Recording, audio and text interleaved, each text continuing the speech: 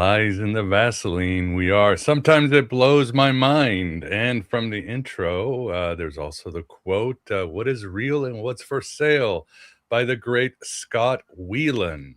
And Scott Whelan, I would say, was influenced by the individual we are talking today. I know Scott Whelan always said, hey, it's Jim Morrison. It's like, come on, look at you, man. Look at your lyrics. Look at the whole grunge movement. But anyway, welcome to GenX Wasteland. You're watching on my private channel and on the Aeon By channel, available for everybody live. Still all of us stuck in the Vaseline, but we will find ways to free us today, especially with the topic, one of my favorite topics. You guys know I could talk about Elvis and David Bowie all day long, and of course that always inevitably leads to Gnosticism. And yep, my name is Miguel Connor, and I am your host in whatever channel or podcast you are listening to.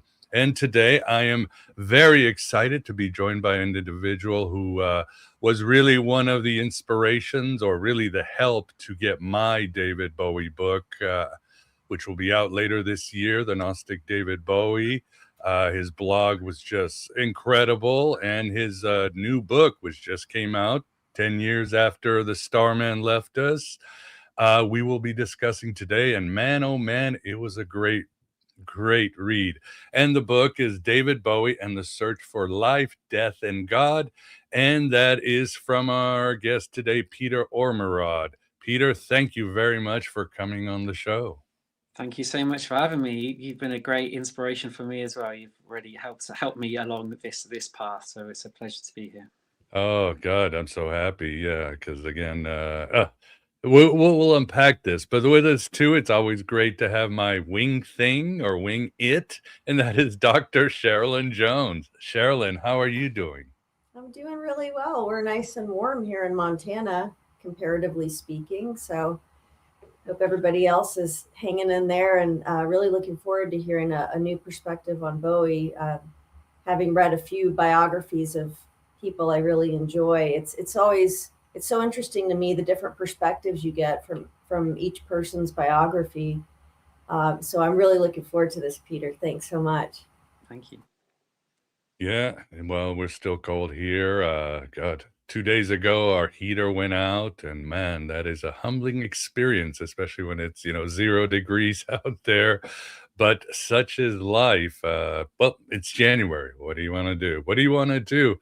So that's what Sherilyn said is interesting, Peter, because it seems David Bowie, it truly is so multifaceted that we can approach him different ways, and they're all right. I mean, for example, your book takes his quest for his metaphysical understanding and experience of God. My take takes on a Gnostic approach, but then you can look at the Tao of David Bowie. You can look at Dylan Jones when Ziggy played guitar, which goes into the whole astronaut 70s trope, science fiction. They're all different, but they're all right. So is that what David Bowie does to us? Absolutely. Absolutely. That's been my experience. I think of him sometimes like a mirror ball. You can shine a light on him, and it just bounces all over the room, all over the world. And each speck of light is reflected off him, but it has a distinctive sort of character to it. And so you can indeed have so many books about him. There's another book that's just come out about him over here as well, and over there, I think, which is done well as well. And that's that focuses on the second half of his career, for example. And that's a whole story you can tell as a lengthy book. And there's mine, and there are just so many stories that spin off this guy, and it's incredible.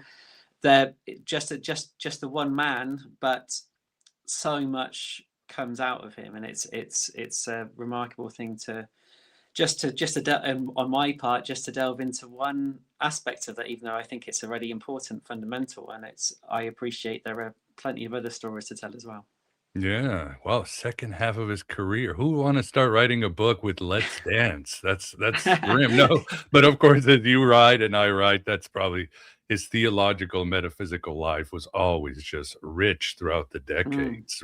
In fact, it got more mature, more robust, even more humble and more clear. And yeah, like you said, there's a famous quote by Albert Schweitzer, who wrote The Quest for the Historical Jesus. And he said, the Jesus you're looking for is the Jesus you'll find. You can say that with Elvis. There's a million ways to approach Elvis, you know? He was a hero. He was a conservative Christian. He was a drug addict. He was a savior. He destroyed American culture. So there are figures like Elvis and Jesus and David Bowie who take that, like you said, what we're looking for, what we'll find in our lives. And when did you find out? When did the Starman enter your life? So I had been dimly aware of him in my childhood. I born in 1979. I grew up in the sort of in the 80s, and so I was dimly aware of things like Labyrinth. I actually liked Labyrinth when I was about 9 Yeah, years we old. all do. We all did, of course.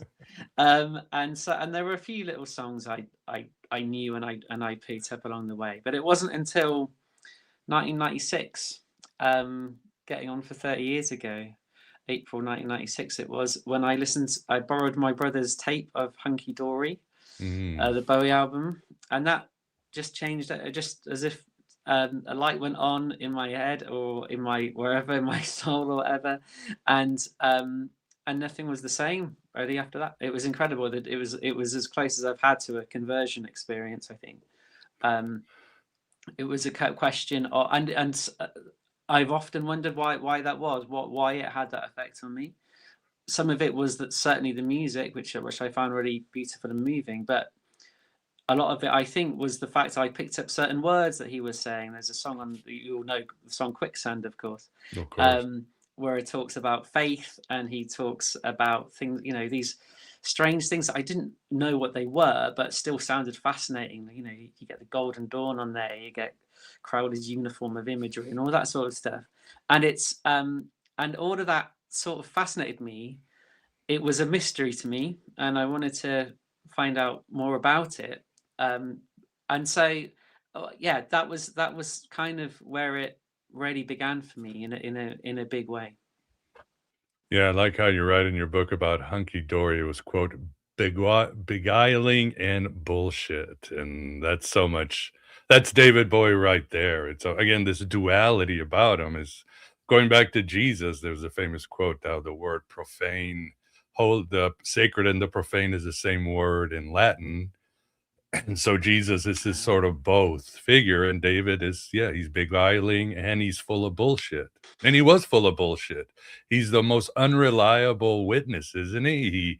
He admit, I lie all the time, and this is the one time I'll tell you the truth. And he stole from people. His famous quote, "Well, it's not stealing if I make it better." He was terrible, but he was, yeah, a trickster who just sort of self mythologized in real time. Absolutely, I go into that a bit in the book as well. I talk about him as a magician, Mhm. but there are three, as I say in the book. I sort of identify three kinds of magician that he could potentially be. There's the sort of the entertaining trickster sort of guy who you might see. Hi, Liam. That's nice to Yeah, see you. yeah, synchronicities Fantastic. abound. Um, yeah, so there's the entertaining trickster who he's tricking you. He knows he's tricking you, and it's just entertainment. And Bowie was that. But there are also magicians you get who are slightly weirder, who occupy a slightly different role, where they're not tuxedoed entertainers in the same way, but they do sort of do magic tricks, but they do them in a way where you're left thinking, oh, could that be real? So sort of some mentalists, or some people like David Blaine Lame. or Uri Geller, you might say as well. Some might say. And Bowie was like that as well. He was this sort of alien, otherworldly figure, and even though you sort of had a handle on him, he had this enigma about him as well at times. If he wanted to have an enigma about him, he could generate that. And there's the third kind, which is which you might call the sort of the real magician, I suppose, the one who engages in magical practices or rituals or conjures things spiritually in a more you might call real way, and there was that sense that Bowie was sort of in that realm at times as well, and he played with all of those and sort of danced from one of those characters to another with this sort of beguiling energy. So there is that sort of deception about him, but are you being deceitful if you're being honest about your deception? And you know, and every rock star's a deceiver, right? It just depends on how honest you want to be about that, how upfront you want to be about the artifice that you're creating. Yeah, well said. Hermes is the god of the mind, but he's the god of the tricks. And Philip K. Dick famously said, if you know you're insane, do you stop being insane? So obviously, Bowie, David, he hates it when I call him Bowie. I have to call him David. You always have to, you're always playing this game with reality, with yourself and so forth. And so the thesis of your book, Peter, is basically, and it's the same as I write in my Elvis book, Elvis being an entertainer was really secondary to his quest for God. That was the big question. Why am I here? Why do these things happen? What's on the other side? What happens when I die? What's the structure? And you would say too, that was really what a huge drive for the figure of, for David Jones, if you would. Yeah, absolutely. I mean, there were other. I'm not going to pretend that it was this completely sort of pious urge he had. There were other things involved always. There was sex involved, and there was money involved. All of those things, of course. But you can trace very closely his spiritual interests and how they varied over time onto his music, and there's it just seems to be. We talk about Bowie, you know, people talk about him going through his cha-cha-cha changes and all that sort of thing. But there is a real thread that runs through it, and once you follow it through the spiritual adventurism, then it actually makes a lot of sense. It really does. So whether it's from the Buddhism early on through to the more occultism, through to his interest in messiahs, or through to Kabbalah, and on from that into a more existential sort of theology, you can call it, or spirituality. It absolutely undergirds and powers so much of what he did. And his best stuff, I think, is when he's most closely connected with that. Yeah, he even said when doing his drug haze, he was still looking for God. He's just, and Jung said it himself. When an alcoholic takes a drink, he's kind of looking for God. He's trying to get out of normative time and their ego. They're, Kierkegaard is a very important figure in your book. They're trying to make that leap of faith, but, we crash when we do that, right, David? We crash into drugs, broken relationships, mistakes. Absolutely, it comes at a cost, this search. I mean, it does for a lot of people, and then you wonder, is it worth it, or what am I looking for? One of the amazing things with David is that he never really gave up on it, which is extraordinary. But that, there were times when he was flirting with atheism, but he could never quite go there, never quite be 100% atheist, and his work, even and his last works, which even when he stopped giving interviews or stopped, people had to make up their own mind about what his work was about, but it was so obviously, to me, suffused with the same spiritual either statements or spiritual longing or searching. It was indeed. Dr. Jones, do you have a question, or what do you think? Well, just to kind of echo what Peter was saying about my introduction to Bowie as a child. I'm a few years older than you, Peter, but close. And So we got the 2.0 or the 3.0 or whatever point oh we got of Bowie in the early 80s. And I just remember, much like I had discussed recently with Chris Knowles about my introduction to Jung through the Police's Synchronicity, I heard these words that I wasn't hearing in other places. And I remember listening to the song Modern Love and going, oh, wait, people aren't happy that are married, and people, I knew that, but I mean that this whole image, the church, the religion, these fake relations, it's all fake, and it makes me sick. I thought, oh my goodness, that was really revolutionary to me to hear that, on the radio, right? There was a few radio stations back then. So it was a really subversive, challenging message that made one of those pieces of my puzzle that made me start questioning what I was seeing in my life. And I wonder, these figures like Elvis and Bowie, these great tricksters that, I mean, you all have researched them, right? And I don't know if either one of you have found that, I don't think you have, but it seems now that so many of the mass media stars that are put up before us are what Alex Haley, who wrote Roots, would call turtles on a fence post. If you see a turtle on a fence post, somebody put it there, right?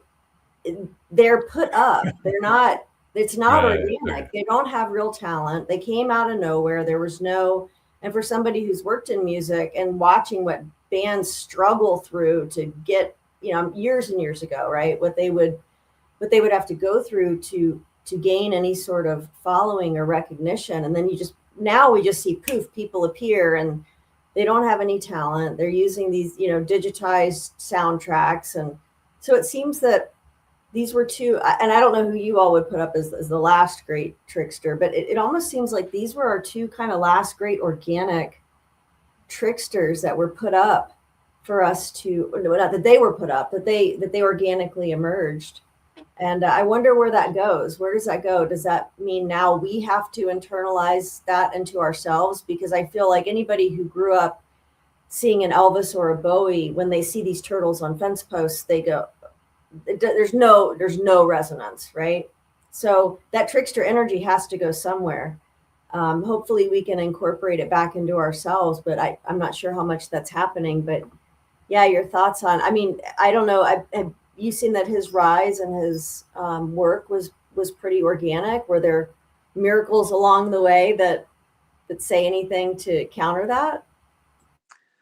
First, can I thank you for mentioning Modern Love, because so many people don't hear what you heard in it or hear what I heard in it, and they just hear this really bouncy, upbeat pop song that everyone can dance along But to. as you read, And I agree, it's his most Gnostic song. It's a very Gnostic song. Thank you. I'm really so dark. It's so disturbing, isn't it? I know. Thank you so much, because that was a song I was writing, and I was thinking, I really hope I can get this across. So I'm so glad that you already felt like that. I think there's something in terms of the organic nature of it. I mean, a lot of people have said that Bowie wasn't as organic as other artists. There's always been that sort of fakery thing. And he called himself the faker, he called himself the actor. And he said that he was, trying it on a lot of the time. I suppose, as I was saying, though, a difference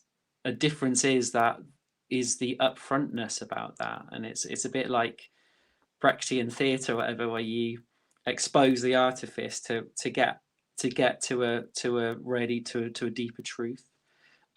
He obviously had managers, although he wasn't, he didn't get on with them so well, certainly after the first couple.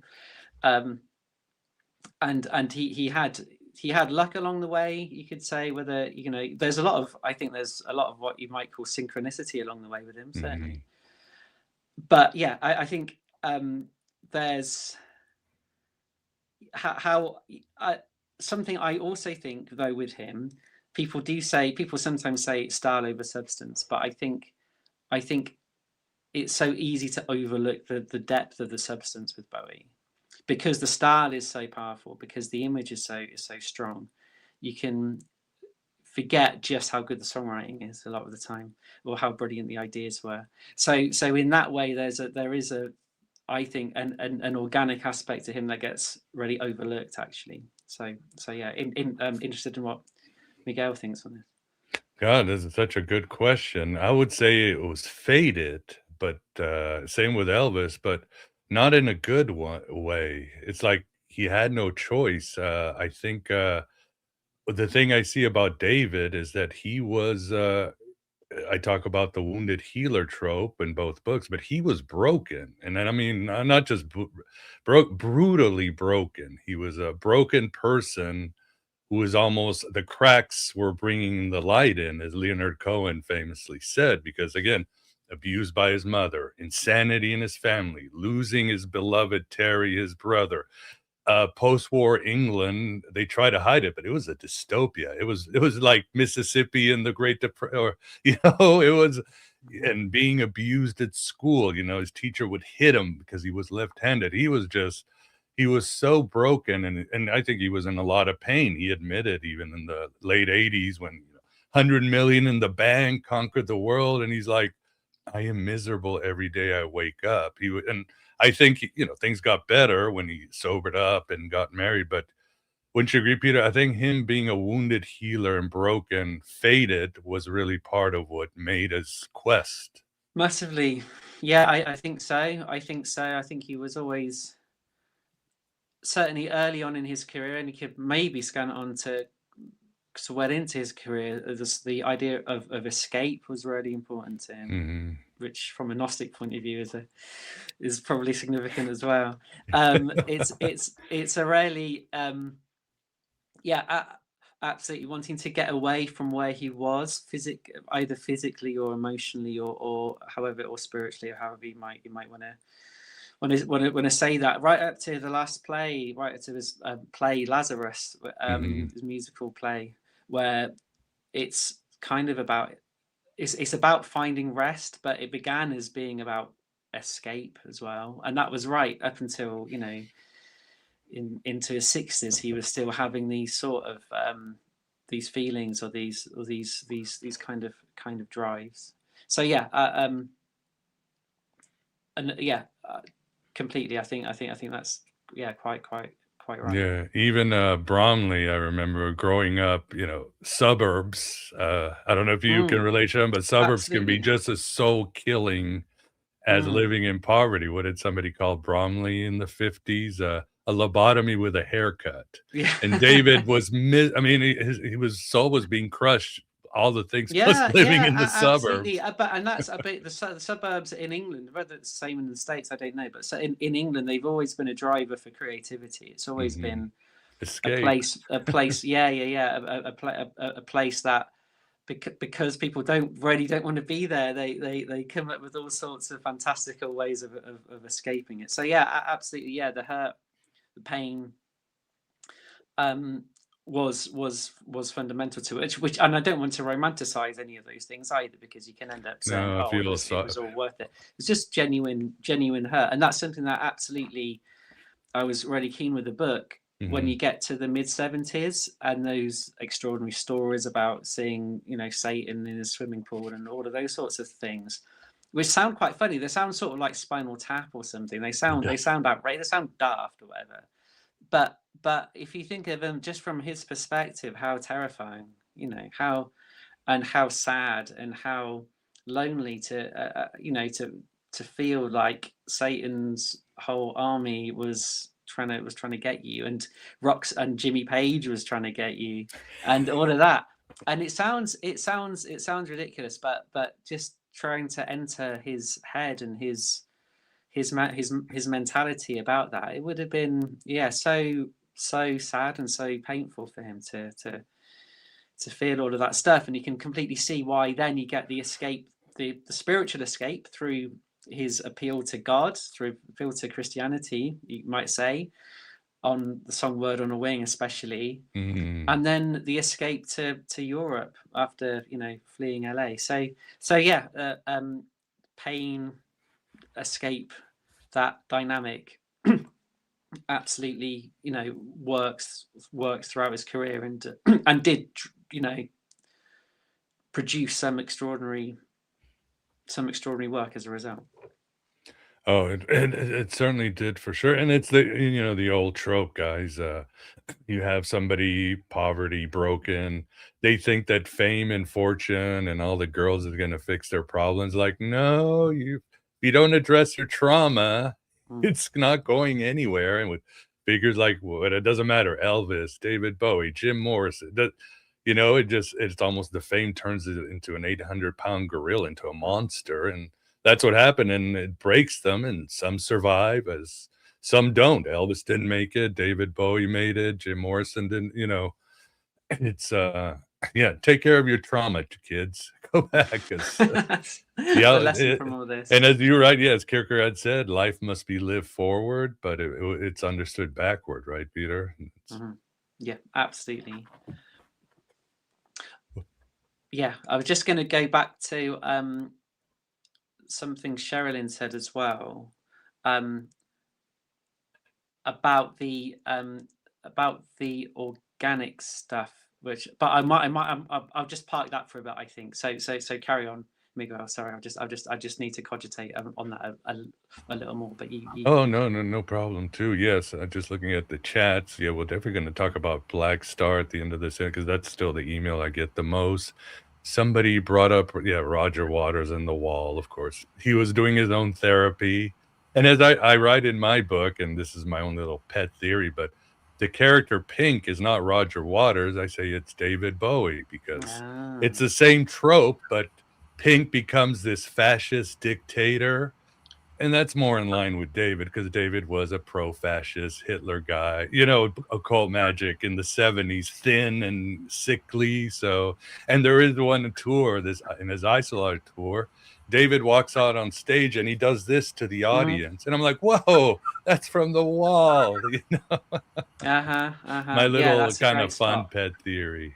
That's a lovely spot. That's a great Roger spot. Waters would deny it, of course, but yeah. I'm sure.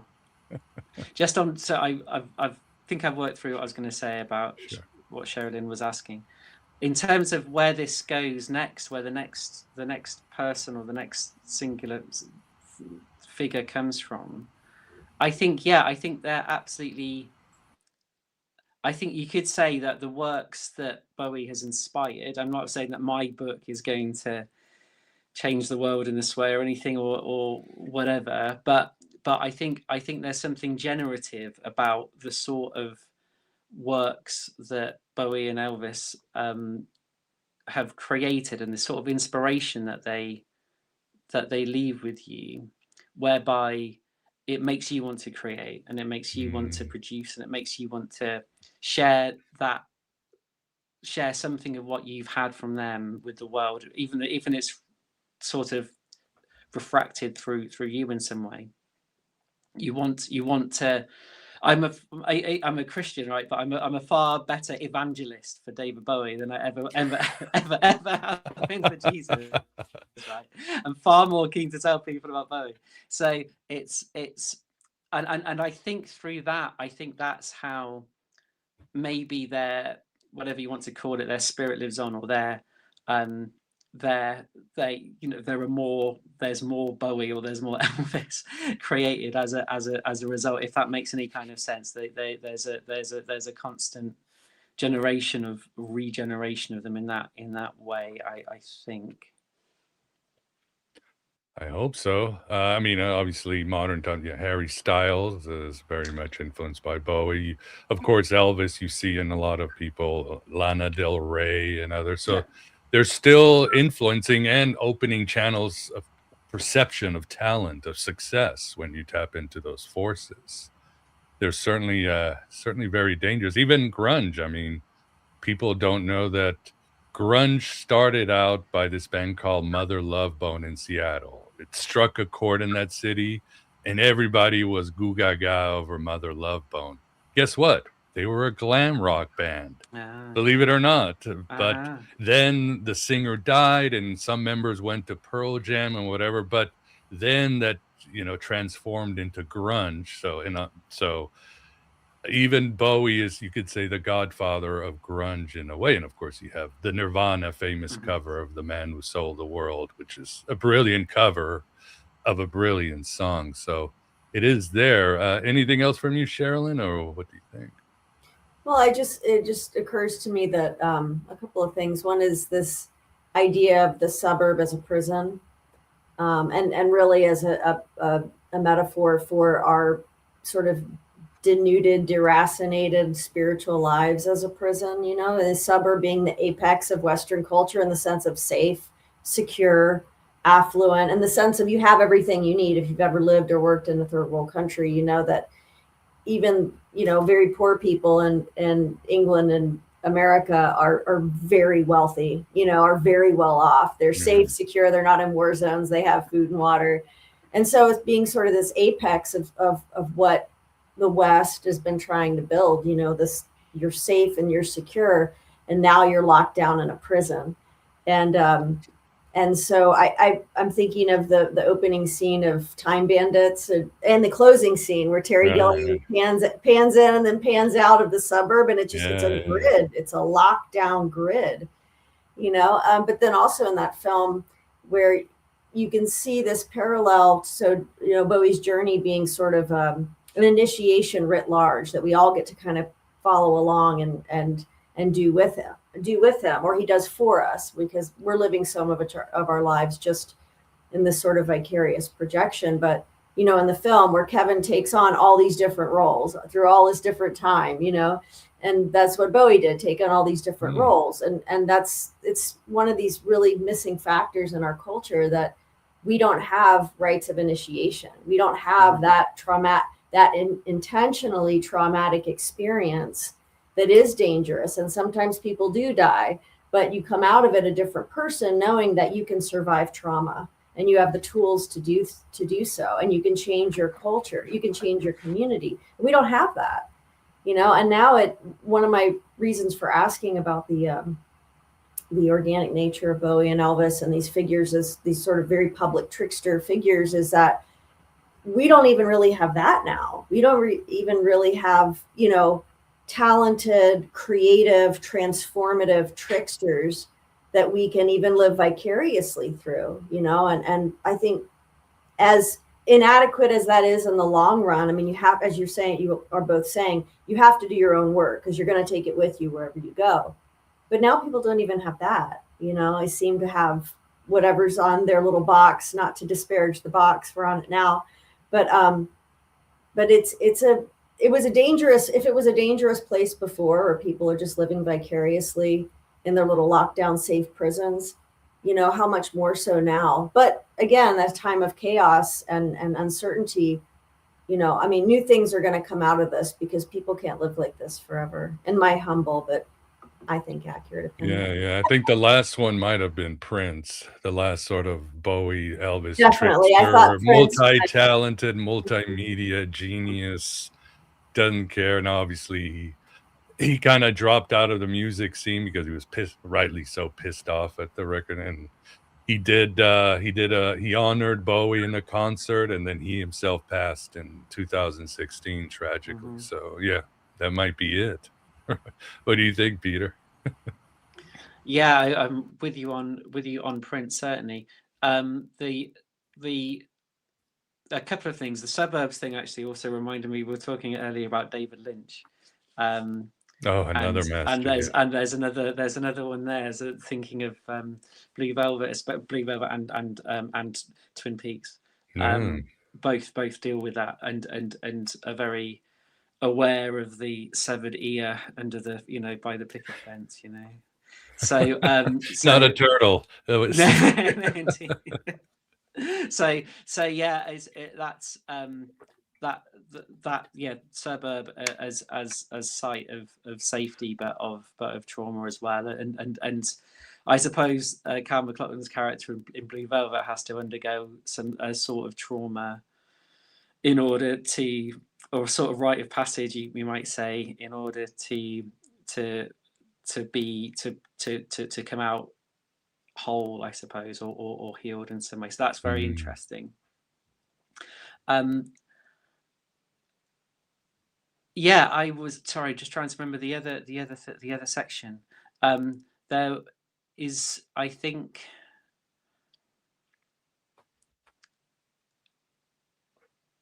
I'll just pause there. I think I'll just, because I again probably need to think things through a bit. Yeah, of course, and you can always loop back. We're all doing this, Mhm. especially when it's dynamic and that trickster energy's here.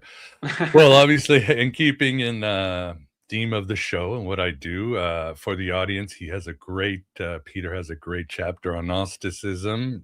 You can read it, and you're going to get Gnosticism and even more. And obviously, or as I argue in my book, well, as David said, as Peter says, David was very consciously embracing Gnosticism in the 80s, 90s, and so forth. From, like you said, modern love, his idea of bypassing church. He was reading Elaine Pagels and Harold Bloom. He was, he was the first in line to buy the Red Book when it came out in 2009 in New York. He was consciously, and I argue before, it was unconscious. William Burroughs, and he was into Jung, Tibetan Buddhism, even 2001: A Space Odyssey. It's been decoded as an ascension story. Stanley Kubrick himself said, no, it's not a science fiction movie. It's a movie about apotheosis.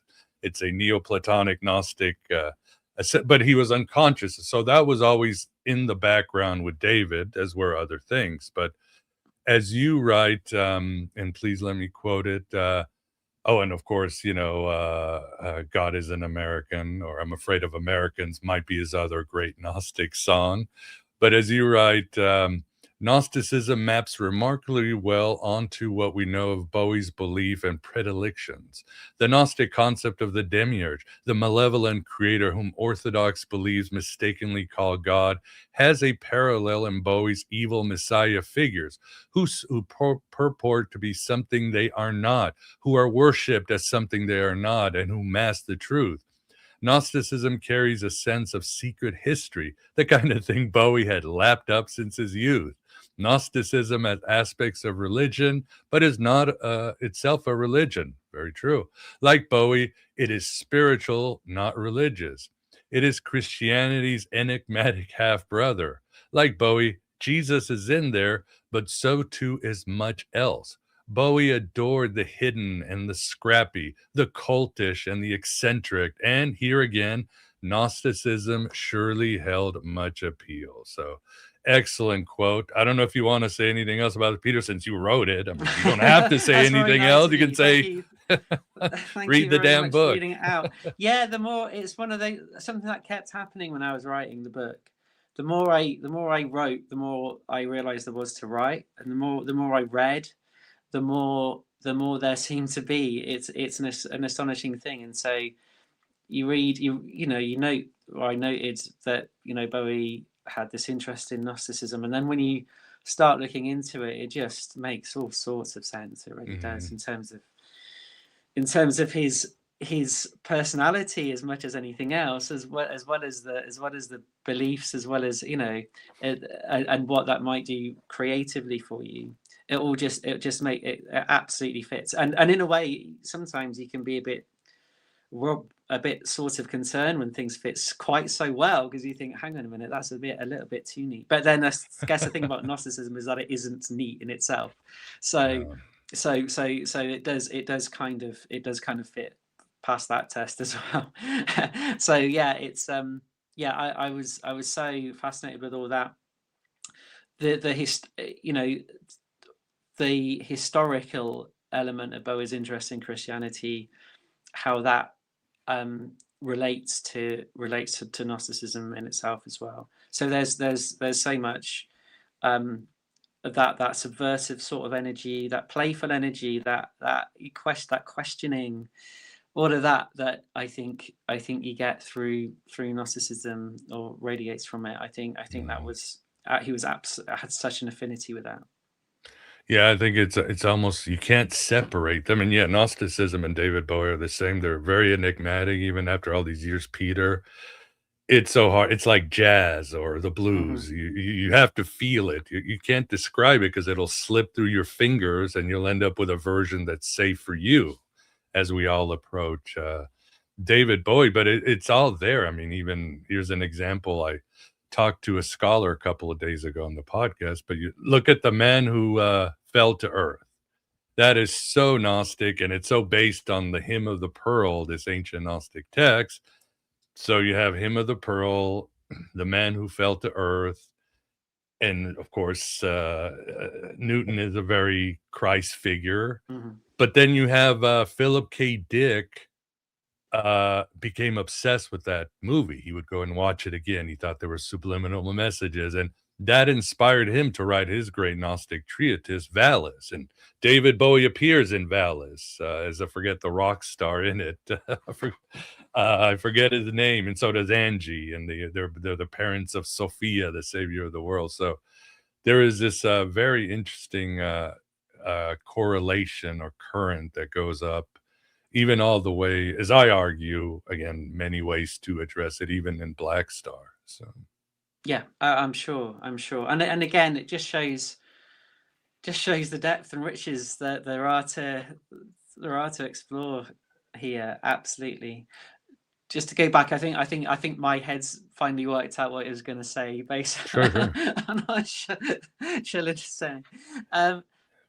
I think, yeah, Bowie showed us things, but I think a really important thing was he invited us in as well. He welcomed us in, or he drew us in, he beckoned us in, and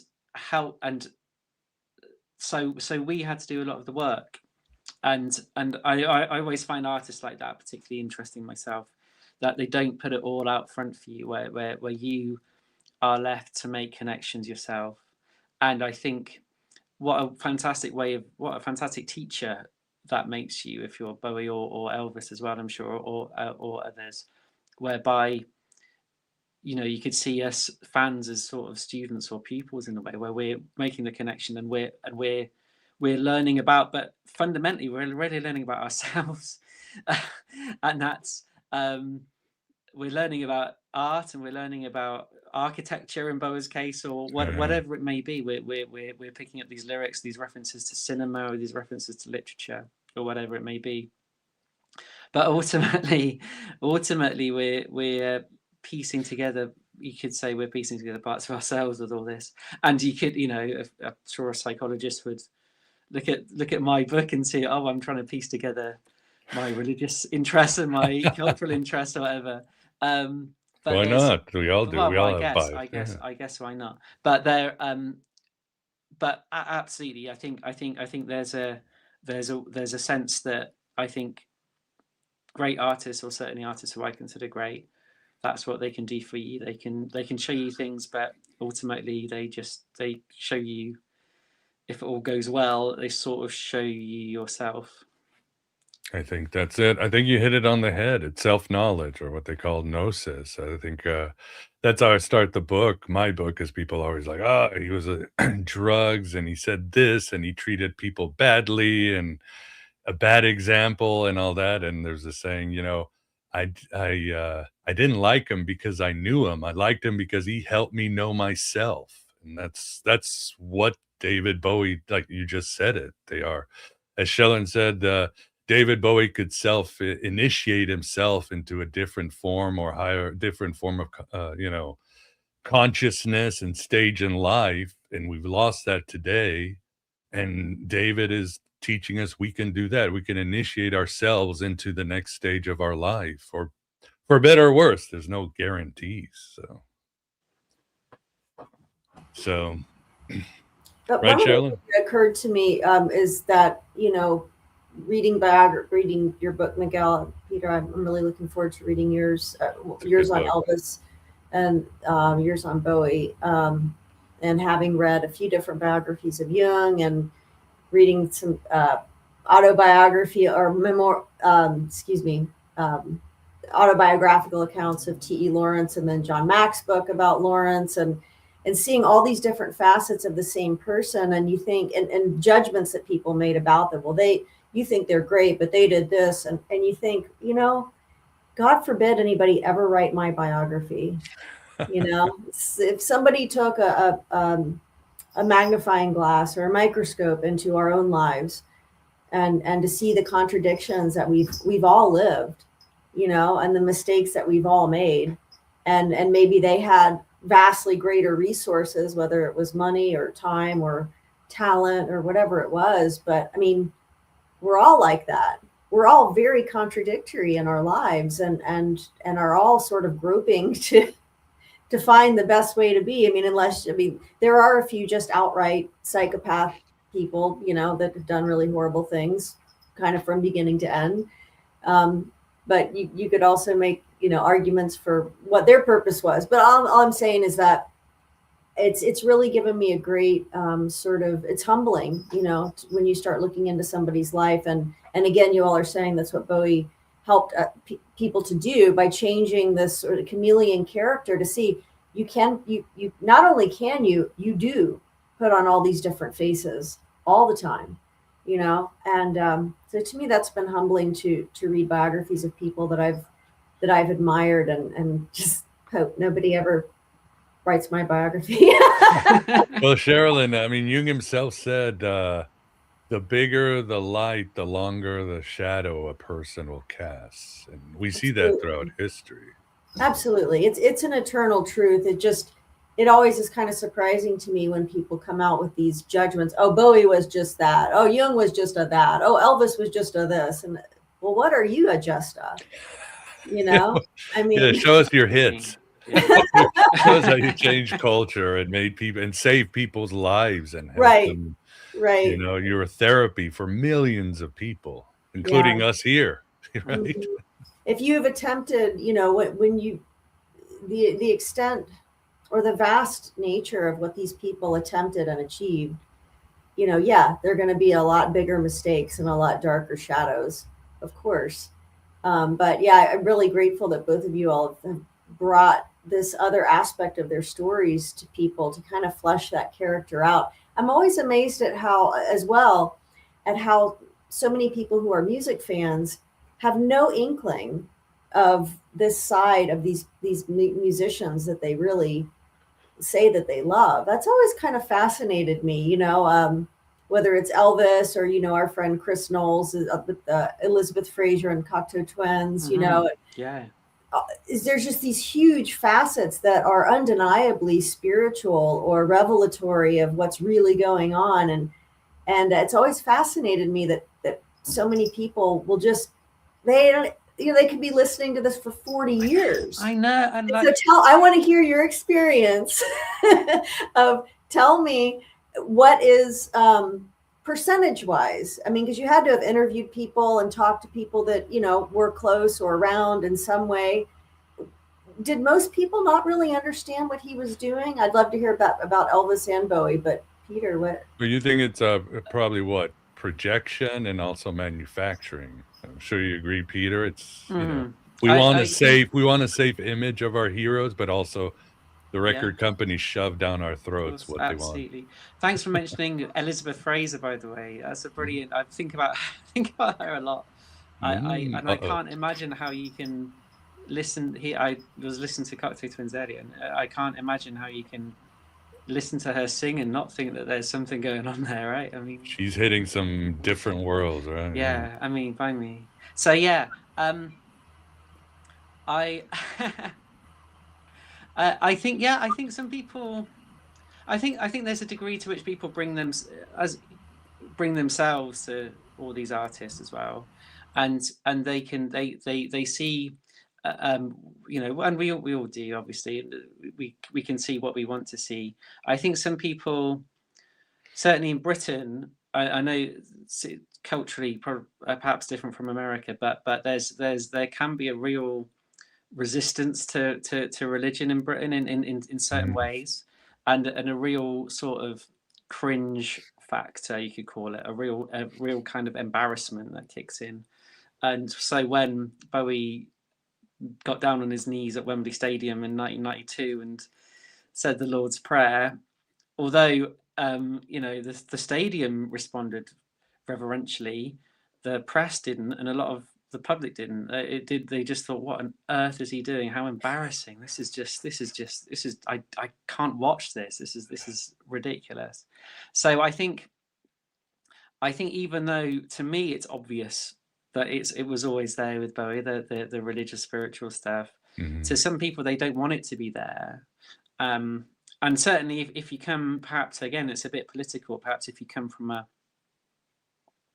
more I don't know, a more secular atheist sort of like culture perspective, then you don't want Bowie to be like that because you want Bowie to be like you. So yeah, I can see, I get why people don't see it. Actually, the people I spoke to, and it's because I chose who I spoke to. So they were, they were fine with all of that stuff. But I'm sure, like, you can read you can read other biographies of people of Bowie where they speak to his musicians, and musicians don't, this doesn't come up at all for them. So yeah, I get why. I can see why you might not see that in Bowie, but I think you're kind of missing a really fundamental thing if you can't see it. Yeah, I mean, like, my book has been like a lead balloon with the mainstream Elvis fans. It's like blah blah blah blah blah blah. I mean, they have circled the wagons. They do not want to hear about how he was into theosophy, Manly P. Hall, Kabbalah, Buddha. Very much he read the Gnostic Gospels like David, but they do not want to see that part. And even Elvis would go to his aunt and be like, look at all this Khalil Gibran, like David. What do you think? And his aunt would be like, if it ain't in the Bible, it ain't true. And even Elvis was like, even nobody's listening to me about my spirituality. So it's that's really interesting. Just in terms of the critical responses to my book, you can tell the critics who are open to this stuff and the critics aren't at all. So I've just had a lovely review in The Guardian by a chap called Simon Critchley, who's great philosopher, English philosopher, yeah, I know. and mystic. Yeah. And so he absolutely gets this. But there are other critics who just come from this utterly sort of closed off point. Well, to my mind, it sounds closed off, and they just don't want to see it. And so that's so yeah, it's a really interesting point, I think. Yeah, well, same as it ever was. And well, as we get to the top of the hour, we of course have to mention Black Star. Somebody mentioned rightly, Black Star is a song by Elvis, and he says famously, every man who sees the black star, his time has come. I think that's what one of the symbols he was using, because Elvis was so important in David's life. Little Richard and Elvis were his like two pillars but probably even more Elvis. But tell the audience briefly how you approach Black Star in your book, Peter. Yeah, it's often gets, well, and understandably so, people associate it entirely with Bowie's death, and people think of it as his deliberate act of farewell, or deliberate piece of death art, you could say. I think that the truth is a bit more complex than that. I think although he knew he was, he knew he was ill, he didn't entirely know he was going to die until basically he was filming the video for Lazarus, the song. But he made it as if it was his last record, and that's the crucial thing. He made it as if he was that was going to be it, and that's, I think, to me, why it's so full of life, so full of now, so full of the present, and so full of that sort of vitality, that kind of life force. And yeah, the imagery around it is draws in it's like it's bringing together everything that he ever was. And so the video for Black Star has this arcane ritual. It has these scarecrow figures being crucified. It has Major Tom in there, who is this sort of spiritual weird figure for Bowie. It has everything in it. It was as if he was bringing it all together. And the video for Lazarus has Bowie also. There's a famous shot of him in bed with the bandages, but there's also cuts to a scene where he's wearing the same clothes he wore in his Kabbalah era. Very deliberate callback. So it's as if, as well as bringing together all of the energy and a lot of his songwriting passions, a lot of his musical inspirations, Black Star. Also, the imagery around it, including the Black Star itself, being going back to his time with, as an aficionado with Dion Fortune, and and the Black Star as a symbol of spiritual protection. There's just so much, and yeah, it's as if everything I write about in the book is bundled up and sort of shoved, concentrated fashion into that last great work. It really is. It's something else. Yeah, I have of course, my own take and angle to it. So you'll have to wait for that. I see it as a Gnostic ritual. And again, this is not, I draw from other scholars, actually academics who make the case. And I end up, my book ends up with David. I have this vision where I meet David on a ring of Saturn and we have a conversation, in the same room in 2001. Where the movie ends, and I have a chat with David, and he says, "Look, our work is not done. Humanity's work is not done." But that's me going to some weird places. But yeah, more to come. But Peter's book, of course, does an excellent job with the album, with the imagery and everything else. You should definitely check it out. As we get to the end, Sherilyn, any last question or comment from thee? Oh, just thank you so much, Peter. It was really enlightening, and I'm looking forward to seeing your perspective of Bowie. I've really, as I mentioned before, I really am enjoying reading biographies side by side, and fleshing out pictures of these people who were so courageous in their willingness to take on this journey, to embrace that trickster archetype and show us a little bit of the way, of how we initiate ourselves. So thanks so much. It's been awesome. Thank you. Thanks so much. That's very kind, Sherilyn.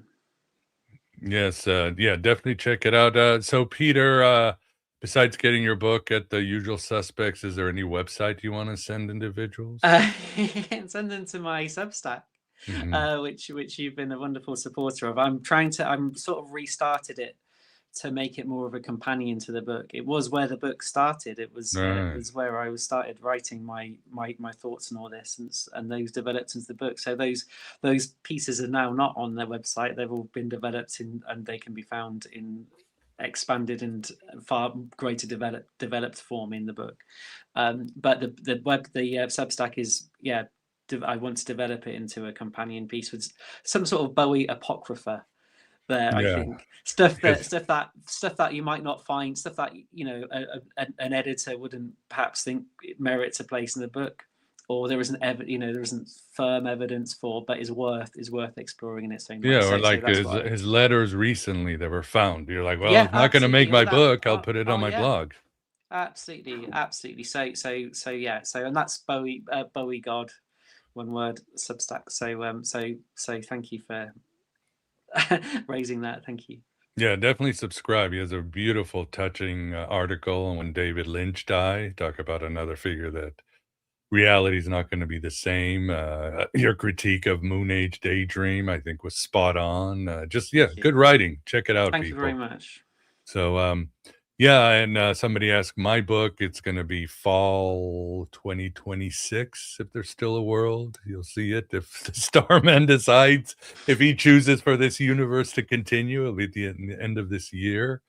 I'm actually finishing the edits, and you know how much fun that is, Peter. You know how much fun is when the editor says, "You're quoting too many lyrics. You got to cut that." You went through the same thing. Tell me about that. Blimey, yeah. Because you can only use 30% of. It's better without lyrics. When I cut the lyrics, it was. Yeah, it is better because I thought the lyrics. Sometimes we get lazy. We want to lean on the lyrics. Like, here's his lyrics, and this makes us think. Absolutely. Yeah. Well, we are at the end of this Moon Age Daydream. Sherilyn, thanks for keeping us company. Always enjoy it. Thanks, Miguel. Yeah, you can find my stuff on my Substack as well, Dr. Sherilyn H.T. Jones at Substack. And Peter, I'll definitely check yours out. Thank you so much. Thank you so much. I'll check yours out too. Yeah. Check out our presentations are top notch on the hero archetype and so for the warrior archetype. Mamma mia. But anyway, Peter, thank you very much for coming on the show. Really enjoyed it, and good luck with everything. Thank you so much, and good luck with all of your wonderful works too. Appreciate it. Thank you. And for the audience who is here, yeah, please support AM Byte. Glad you enjoyed it. And we've got great content coming out next week, special shows and special content. Until then, yeah, what can I say? May God's love be with you.